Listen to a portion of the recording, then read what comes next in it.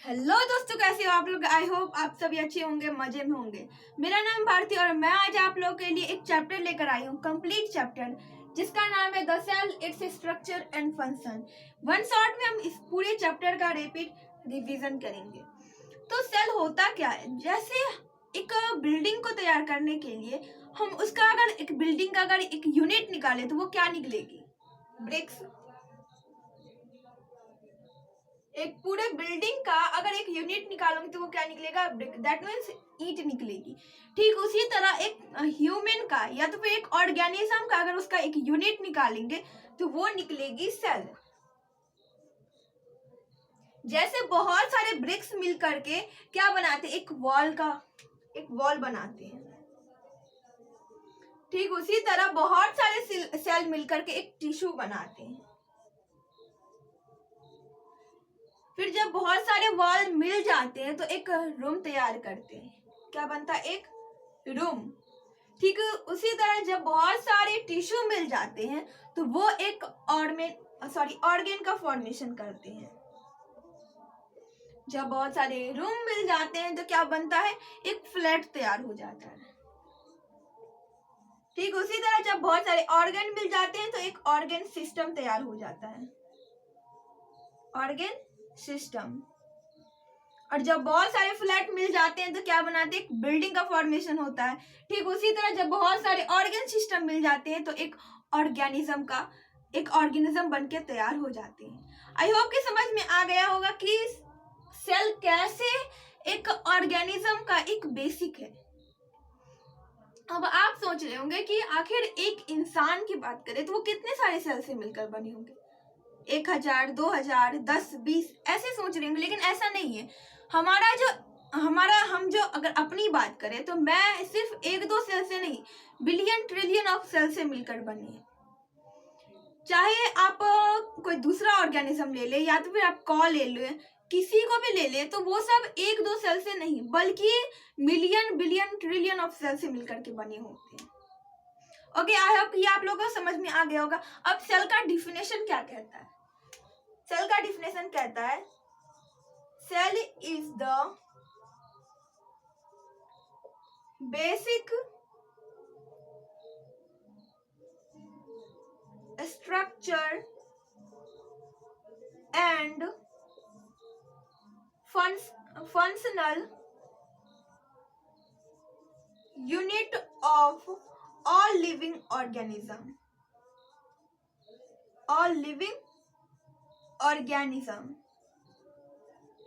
Cell क्या है? Cell एक बेसिक स्ट्रक्चर है।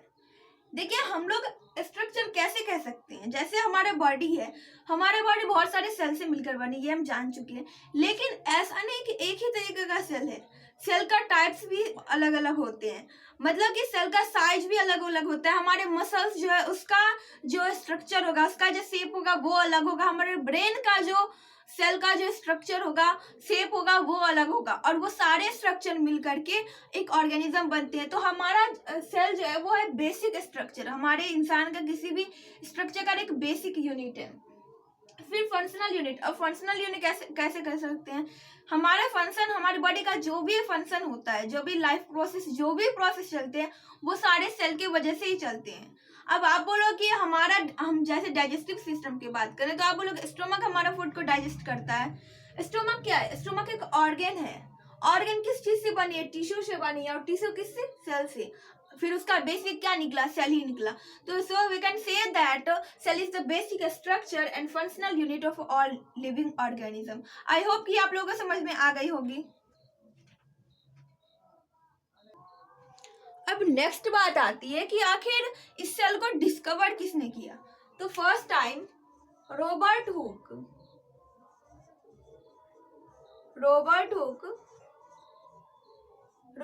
ने 1665 में, कब? 1665 में सेल का डिस्कवर किया। और उन्होंने जो सेल को देखा था वो था डेड सेल, जिसे उन्होंने सेल्फ डिजाइन माइक्रोस्कोप, मतलब अपने हाथ के द्वारा बनाया गया माइक्रोस्कोप, उन्होंने अपने हाथों से एक माइक्रोस्कोप बनाया और उन्होंने ट्री का बार्क लिया, जिसे हम लोग कॉर्क कहते हैं। उन्होंने कॉर्क लिया और उसे उस माइक्रोस्कोप के नीचे डाल के उन्होंने देखा, तो उसे पता चला कि कुछ हनी कॉम्ब लाइक का स्ट्रक्चर उसमें बना हुआ है। कैसा स्ट्रक्चर है? हनी कॉम्ब जैसा, जो कि बीच में एकदम खाली है और साइड में जो बाउंड्री होता है, जिसके वजह से ये अलग अलग सेल सेपरेट हो रहे हैं, इसका उन्होंने डिस्कवर किया। और बाद में वो बताया कि ये एक डेड सेल है। फिर लिविंग सेल का डिस्कवर किसने किया? लिविंग सेल का डिस्कवर एंटन वैन ल्यूवेनहॉक ने। एंटन वैन ल्यूवेनहॉक ने 1674 में लिविंग सेल का डिस्कवर किया। उसने पॉन्ड का वाटर लिया और उसे माइक्रोस्कोप के नीचे डालकर उन्होंने देखा और फिर उन्होंने लिविंग सेल के बारे में बताया। तो हमारा डेड सेल का डिस्कवर किसने किया, या तो फिर फर्स्ट टाइम सेल का डिस्कवर किसने किया? तो रॉबर्ट हुक ने। कब किया? 1665 में। जो वो सेल देखे थे वो क्या था? डेड सेल था। उन्होंने सेल्फ डिजाइन माइक्रोस्कोप से देखा और वो कॉर्क को लेकर के देखा, दैट मीन्स कि ट्री का जो बार्क होता है उसे लेकर देखा था। फिर हमारे लिविंग सेल का डिस्कवर किसने किया? एंटन वैन ल्यूवेनहॉक ने 1674 में इसका डिस्कवर किया। आई होप ये भी आप लोगों को समझ में आ गए होंगे। अब नेक्स्ट है on the basis of cell number, मतलब कि कितने सेल एक ऑर्गेनिज्म में प्रेजेंट होते हैं, उसके अकॉर्डिंग सेल को 2 टाइप्स में डिवाइड किया गया। फर्स्ट जो कि है यूनिसेलुलर और सेकेंड जो कि है मल्टी सेलुलर।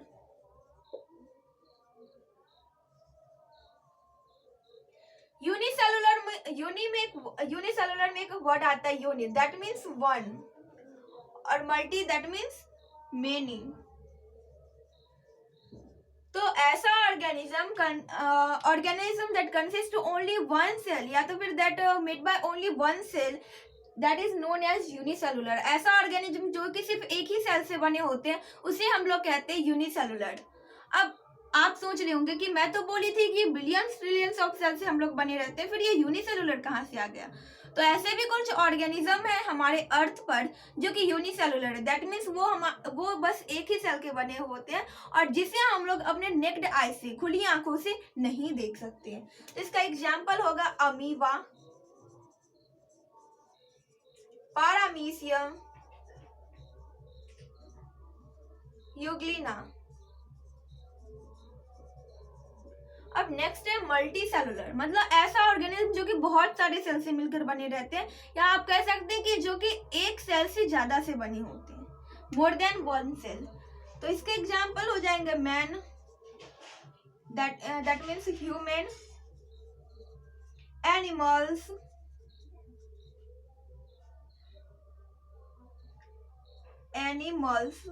Plants etcetera. और भी बहुत सारे ऐसे ऑर्गेनिज्म है जो कि मल्टी सेलुलर हैं। तो हमारे सेल के नंबर्स के अकॉर्डिंग हमने कितने टाइप्स में डिवाइड कर दिया? 2 टाइप्स में। First is unicellular, second is multi cellular. Unicellular means ऐसा ऑर्गेनिज्म जो कि सिर्फ एक ही सेल से मिलकर बने होते हैं और एक ही सेल की वजह से वो सारे वर्क को परफॉर्म करते हैं, सारे फंक्शन परफॉर्म करते हैं। नेक्स्ट है मल्टी सेलुलर, मतलब ऐसा ऑर्गेनिज्म जो कि बहुत सारे सेल से मिलकर बने होते हैं, या तो आप कह सकते हैं मोर देन वन सेल, एक सेल से ज्यादा से बने रहते हैं। इसका एग्जाम्पल हो गया ह्यूमन, एनिमल्स, प्लांट्स एटसेट्रा। अब सेल के अलग अलग शेप भी होते हैं, कुछ होते हैं जो कि गोल होते हैं, कुछ ओवल होते हैं, कुछ स्पेरिकल होते हैं, स्पेरिकली सर्कल होते हैं। अलग अलग शेप के हमारे क्या होते हैं? सेल होते हैं। अब हमारे ब्रेन में अलग तरीके का सेल प्रेजेंट होता है, वो कुछ इस तरीके से रहता है। हमारा जो रेड ब्लड सेल है वो अलग होता है, लीवर में जो सेल है वो अलग होता है। मतलब कि हमारे बॉडी में और मसल्स जो है वो इस तरीके का रहता है। तो हमारे बॉडी में जो सेल है उसका शेप अलग अलग है, मसल्स का जो सेल होते हैं वो अलग होता है, हमारे ब्रेन में जो नर्व सेल होता है वो अलग होता है, रेड ब्लड सेल होते हैं वो अलग होता है, लीवर सेल होता है वो अलग होता है, सारे सेल का शेप जो होता है वो अलग अलग होता है। ये डिपेंड करता है कि वो जो ऑर्गन है वो लोकेट कहाँ पर, उसका लोकेशन कहाँ है, उसके वजह से उनका शेप अलग अलग होता है। अब साइज भी होता है। अब नेक्स्ट है साइज। अलग अलग सेल का मतलब कि सेल का साइज भी अलग अलग होता है। तो अब बात आती है कि सबसे स्मॉलेस्ट सेल कौन सी है। तो सबसे स्मॉलेस्ट सेल जो है उसका नाम है PPLO। फुल फॉर्म है प्लेरोपोनोमिया लाइक ऑर्गेनिज्म, जो कि है 0.1 माइक्रोन की। और पीपीएलओ को हम लोग माइकोप्लाज्म भी कहते हैं। PPLO also known as mycoplasm. तो इससे 3-4 क्वेश्चन बन सकते हैं। और इसको अगर हम डायमीटर में बात करें ना 0.1 माइक्रोन को, तो ये हो जाएगा 10⁻⁻6 मीटर। मतलब कि 1 मीटर को 100 लाख 10 लाख करोड़, मतलब उसको लाख टाइम डिवाइड करेंगे तो उसका जो एक यूनिट निकलेगी वो होगी उतना ही डायमीटर है किसका, पीपीएलओ। तो इसमें से 3-4 क्वेश्चन बन सकती है। फर्स्ट के स्मॉलेस्ट सेल किसे कहते हैं, सेकेंड कि पीपीएलओ का फुल फॉर्म क्या होता है, पीपीएलओ और किस नाम से जाना जाता है, that means PPLO is also known as mycoplasm, वो कितने माइक्रोन के होते हैं, उसका डायमीटर क्या है। ये सारे क्वेश्चन 3-4 क्वेश्चन तो इसी में से स्मॉलेस्ट सेल में से पूछे जा सकते हैं। और ये एक इम्पॉर्टेंट टॉपिक है, इसमें से क्वेश्चन पूछे ही जाते हैं। अब नेक्स्ट है लार्जेस्ट सेल। उसको बताने से पहले मैं आप लोगों को ये बता देना चाहती हूँ कि जितने भी एग होते हैं, जो भी बर्ड से एग ले करती है, वो सारे एग जो है वो सारे एग सिंगल सेल है। एग क्या है, वो एक सिंगल सेल है। तो लार्जेस्ट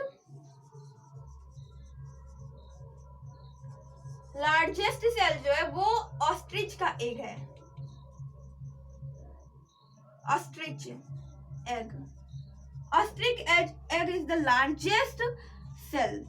सबसे बड़ा ऑस्ट्रिच का, क्योंकि बर्ड सबसे बड़ी कौन सी, ऑस्ट्रिच है, तो उसका एग जो है वो भी सबसे बड़ा है। कितना है, तो 170 मिलीमीटर उसका डायमीटर है। तो हमारा स्मॉलेस्ट सेल कौन था, पीपीएलओ था, प्लेरोपोनोमिया लाइक ऑर्गेनिज्म, जो कि 0.1 माइक्रोन के थे। PPLO also known as mycoplasm. और इसे अगर डायमीटर में बात करें 10⁻⁻6 मीटर। फिर अगर लार्जेस्ट सेल की बात करें तो ऑस्ट्रिच का सेल जो है, एग जो है वो लार्जेस्ट सेल है, जो कि 170 मिलीमीटर डायमीटर में। आई होप ये आप लोगों को समझ में आ गए होंगे। अगर सेल के पार्ट्स के बारे में बात करें तो सेल को हम, ये रही हमारी सेल, इसको हम 3 पार्ट्स में कर सकते हैं। पहला होता है सेल मेम्ब्रेन, दूसरा होती है साइटोप्लाज्म, और थर्ड होती है न्यूक्लियस। ये 3 हमारा, इस 3 कैटेगरी में हम डिवाइड कर सकते हैं सेल को। अब सेल मेम्ब्रेन क्या होती है, सेल मेम्ब्रेन जो है वो सेल का सबसे आउटर मोस्ट लेयर होता है, जो कि सेल को प्रोटेक्ट करता है या तो फिर एक सेल को सेपरेट करता है। और ये जो है ये हमारे बॉडी के अंदर, सॉरी, एक सेल के अंदर क्या जाएगा और सेल्स के बाहर क्या आएगा, उसे भी वो लोग, जैसे एक स्कूल में एक बॉडीगार्ड होते हैं जो कि एंट्री गेट पर खड़े रहते हैं और उस स्कूल के अंदर कौन आएगा, स्कूल से बाहर कौन जाएगा, उसे देखते हैं। अब कोई बच्चा रिसेस टाइम में चाहेंगे, सॉरी लंच टाइम में अगर चाहेंगे कि वो स्कूल से बाहर चले जाए, तो क्या बॉडीगार्ड उसे जाने देंगे, बिल्कुल नहीं जाने देंगे, या तो फिर सेक्रेटरी जो है वो नहीं जाने देंगे। और ठीक उसी टाइम अगर स्कूल के टाइम अगर कोई गुंडे हमारे स्कूल में आने की कोशिश करते तो क्या वो उन्हें आने देंगे, नहीं आने देंगे। तो वो चूज करते हैं कौन कौन सा ऐसा पीपल जिसे अंदर आना चाहिए या तो फिर किसे बाहर जाना चाहिए। ठीक उसी तरह हमारा सेल मेम्ब्रेन जो है वो कि ये देखता है कि सेल के अंदर किसे आना चाहिए और किसे जाने देना चाहिए। अब नेक्स्ट है साइटोप्लाज्म।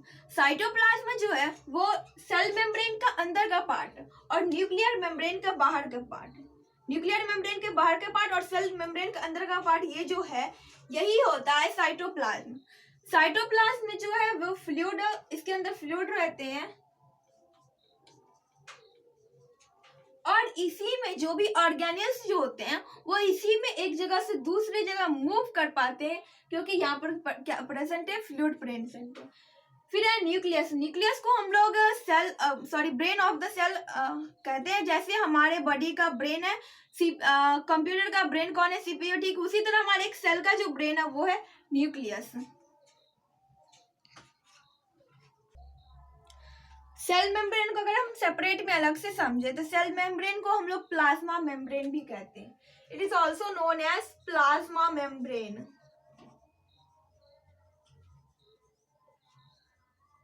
और सेल मेम्ब्रेन के बारे में तो हमने ये पढ़ लिया कि वो कौन सेल के अंदर आएगा और कौन सेल के बाहर जाएगा उसे देखता है, और वो सेपरेट करता है सेल को, अलग अलग सेल को सेपरेट किसकी वजह से हो पाता है, तो वो हो पाता है सेल मेम्ब्रेन के वजह से।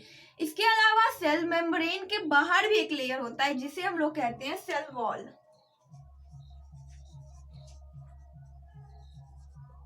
सेल वॉल हमारे एनिमल सेल में नहीं होते हैं, वो प्लांट सेल में होते हैं और कुछ यूनिसेलुलर ऑर्गेनिज्म में होते हैं। ये क्या करते हैं, ये सेल को एक्स्ट्रा प्रोटेक्शन देते हैं।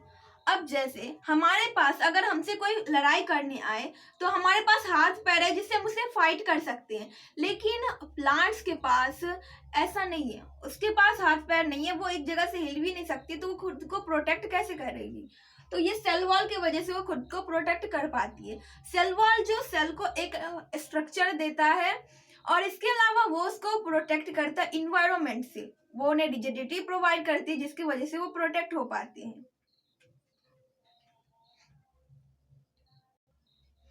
नेक्स्ट है न्यूक्लियस। न्यूक्लियस को हम लोग ब्रेन ऑफ द सेल कहते हैं।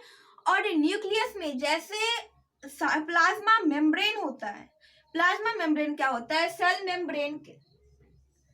मेम्ब्रेन के अंदर जो भी कुछ होता है उसे हम लोग कहते हैं प्लाज्मा मेम्ब्रेन।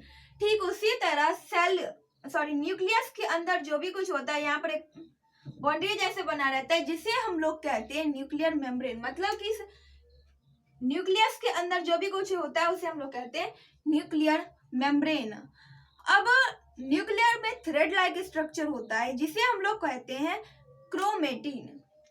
क्या होता है, thread like structure. Thread like structure बोले या तो फिर आप बोल सकती हैं नेटवर्क, थ्रेड लाइक नेटवर्क जो होता है उसे हम लोग कहते हैं क्रोमेटिन।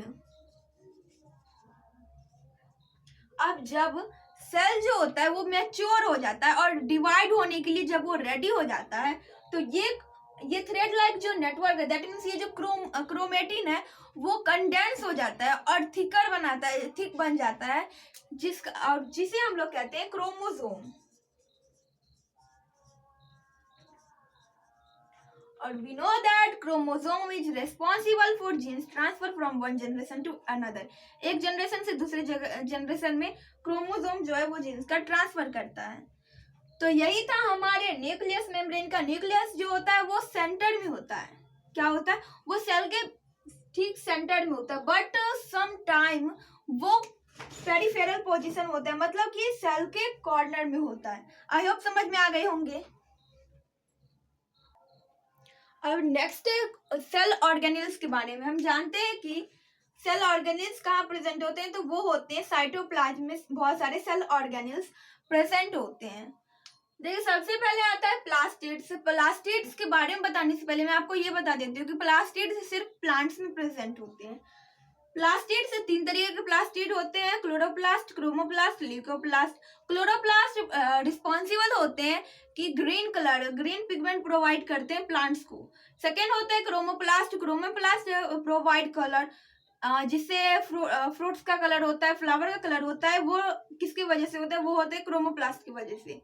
नेक्स्ट है ल्यूकोप्लास्ट कलरलेस होते हैं, जैसे रूट हो जाता है, रूट के पास कोई कलर नहीं होता है, और जैसे स्टार्च या प्रोटीन का वो लोग स्टोर करते हैं तो वो भी कलरलेस होता है, जो कि होता है प्लास्टिड। कौन सा प्लास्टिड? तो ल्यूकोप्लास्ट होता है। नेक्स्ट है माइटोकॉन्ड्रिया रॉड शेप होता है, जो कि रिस्पॉन्सिबल होता है सेलुलर रेस्पिरेशन में, और ये एनर्जी जनरेट करता है, जिसकी वजह से हम इसे कहते हैं power house of the cell. Next है ईआर मतलब इंडोप्लाज्मिक रेटिकुलम। दो तरीके के रेटिकुलम होते हैं, फर्स्ट होते हैं स्मूथ ईआर और सेकेंड होते हैं रफ ईआर।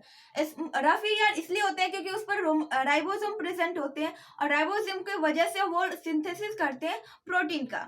नेक्स्ट है स्मूथ ईआर, उस पर राइबोसोम प्रेजेंट नहीं होते, जिसकी वजह से वो स्मूथ रहते हैं और वो सिंथेसिस करते हैं फैट का सिंथेसिस। नेक्स्ट है गोल्गी कॉम्प्लेक्स। जैसे हम फैक्ट्री में बिस्किट का पैकेजिंग होता है, तो बिस्किट आते हैं, उसे पैकेज करते हैं और जहां पहुंचाना रहता है वहां उसे पहुंचाते हैं, ट्रांसफर करते हैं। ठीक उसी तरह गोल्गी कॉम्प्लेक्स जो है वो फूड को प्रोसेस करते हैं और उसे पैक करते हैं, फिर जिस ऑर्गेनिल्स को नीड रहती है वहां उसे ट्रांसफर करते हैं, और जो भी एक्सेस रहता है उसे वैक्यूल में स्टोर कर देते हैं। फिर नेक्स्ट आ गया वैक्यूल। वैक्यूम वर्ड से लिया गया। वैक्यूम मतलब जहाँ कुछ भी नहीं होता, कोई पार्टिकल्स नहीं होते, बिल्कुल खाली। ठीक उसी तरह वैक्यूल बिल्कुल खाली होता है, एक एम्प्टी स्पेस होता है जिसमें एक्सेस वाटर जो होते हैं, एक्सेस वाटर या तो फिर जो भी वेस्ट मटेरियल होते हैं वो उस वैक्यूल में स्टोर किए जाते हैं। वैक्यूल जो है वो प्लांट सेल में बड़े होते हैं, और एनिमल सेल में ये होते ही भी है या तो फिर नहीं भी होते हैं तो बहुत छोटे साइज में होते हैं या तो फिर नहीं भी होते हैं। अब नेक्स्ट है सिलिया एंड फ्लैगेला, ये सबसे इंपॉर्टेंट टॉपिक है। अब ये होता क्या है, तो ये मेम्ब्रेन का, हमारे सेल का जो मेम्ब्रेन होता है उसके बाहर ये स्मॉल एक्सटेंशन निकले रहते हैं, या तो फिर ये एक ही होते हैं, तो ऐसा जो कि एक टेल की तरह निकले रहते हैं उसे हम लोग सिलिया कहते हैं, और जो छोटे छोटे बहुत सारे होते हैं उसे हम लोग फ्लैगेला कहते हैं। तो ये मेनली हेल्प करते हैं लोकोमोशन, मतलब एक जगह से दूसरी जगह ट्रेवल करने में और फूड को कलेक्ट करने में। अब जैसे देखो यहाँ पर कोई फूड है, तो ये क्या करेगी, ये धीरे धीरे इसे फूड को इस तरीके से घेर लेगी और बाद में इसे अपने अंदर डाल लेगी। तो सिलिया और फ्लैगेला होते हैं। सिलिया होता है यूग्लिना में और फ्लैगेला होता है पैरामीशियम में। तो सिलिया क्या होते हैं, सिलिया और फ्लैगेला दोनों लोकोमोशन में हेल्प करते हैं। सिलिया होता है सिर्फ एक ही वो टेल निकले रहते हैं, फ्लैगेला बहुत सारे स्मॉल एक्सटेंशन होते हैं। आई होप आप लोगों को ये भी समझ में आ गए होंगे। अब नेक्स्ट है प्लांट सेल और एनिमल सेल में क्या क्या डिफरेंस है उसके बारे में पढ़ लेते हैं। तो प्लांट सेल का जो शेप है वो रेगुलर है, मतलब एक फिक्स शेप रहती है, क्योंकि इसके पास सेल वॉल है और वॉल की वजह से इसे रिजिडिटी प्रोवाइड होती है और एक फिक्स शेप मिलता है। लेकिन एनिमल सेल में सेल वॉल प्रेजेंट नहीं होता है, जिसकी वजह से उसका सेल क्या होता है, इरेगुलर होता है, शेप होता है। फिर नेक्स्ट है सेल वॉल। सेल वॉल इसमें प्रेजेंट होते हैं और इसमें एब्सेंट होते हैं। अब नेक्स्ट प्लास्टिड्स की बात करें, तो प्लास्टिड्स के बारे में बता चुके, तो वो सिर्फ प्लांट सेल में होते हैं, ये भी प्रेजेंट और यहाँ पर एब्सेंट। नेक्स्ट है वैक्यूल। वैक्यूल इसमें होते हैं एक बड़ा लार्ज साइज में, एक बड़े साइज में वैक्यूल होते हैं। इसमें होते भी हैं तो बहुत छोटे होते हैं या तो फिर नहीं होते। यही हमारा difference between the plant cell and animal cell. और आपको ये बता दूं कि एग्जाम में अगर ये चैप्टर आ रहा है तो आप सिलिया और फ्लैगेला के बारे में याद कर लें, और प्लांट सेल और एनिमल सेल का दोनों का डायग्राम याद कर लें, और उस दोनों में डिफरेंस बिटवीन आप लोगों को पूछ सकते हैं एग्जाम में। इसी के साथ आज का हमारा पूरा चैप्टर जो था, जो कि 1 शॉट में हम कंप्लीट कर चुके हैं, the cell, its structure and function. I hope कि आप लोगों को वीडियो बहुत पसंद आया होगा और आप लोगों के लिए ये यूजफुल रहा होगा। प्लीज अगर आप लोगों के लिए यूजफुल रहा तो वीडियो कर दीजिए लाइक, और दोस्तों के पास कीजिएगा share. Bye bye, take care.